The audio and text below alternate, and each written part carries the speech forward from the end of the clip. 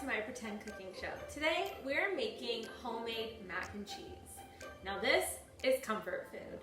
So go on, get on a comfy sweater, put on your track pants, grab a glass of wine, and let's get started. First, you're going to measure out 2.5 cups of pasta. You're going to grate 2/3 of a block of cheese, and then you're going to grab about an 8-inch baking dish. Now your 2 cups of pasta, just enough that it kind of covers the base of your dish, about 1 finger's knuckle deep. And then you're going to go ahead and you're going to boil your pasta. Now to make the cheese sauce of this pasta, you make a roux. Now I don't know if any of you have made a roux before. Super simple. All you need is for every cup of pasta that you're going to use, you need a tablespoon of butter, a tablespoon of flour, and a cup of milk.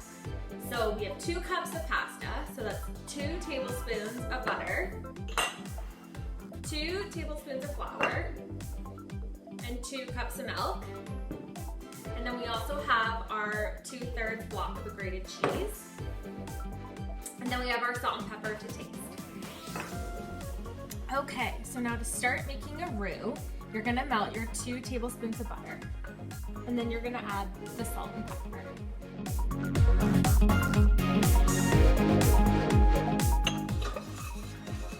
Now once your butter, salt and pepper are melted, go ahead and add your 2 tablespoons of flour.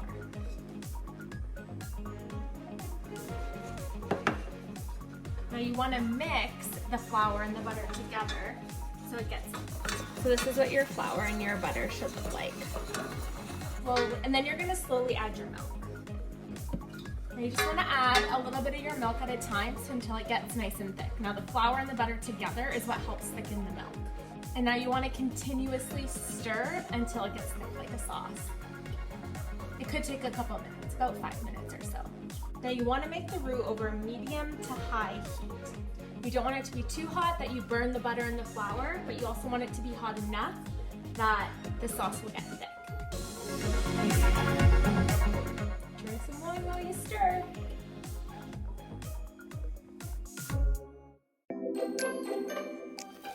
Now after about 5 minutes, you will see that it's starting to thicken up. So when you get to this kind of texture and consistency, and it starts to bubble a little bit, that's when you can go ahead and add your cheese. Now we're not gonna add all of the cheese. We wanna leave enough cheese to sprinkle the top of our pan once we put the macaroni in the pan. I'm gonna turn down the heat a little bit, and I'm just gonna go ahead and add the cheese. So leaving about this much to sprinkle on top.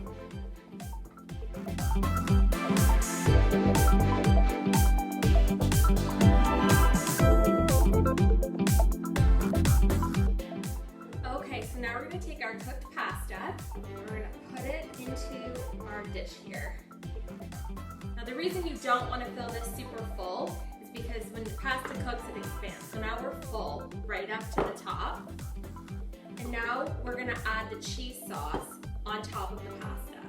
I'm just going to drizzle that on there. I'm just going to stop partway through.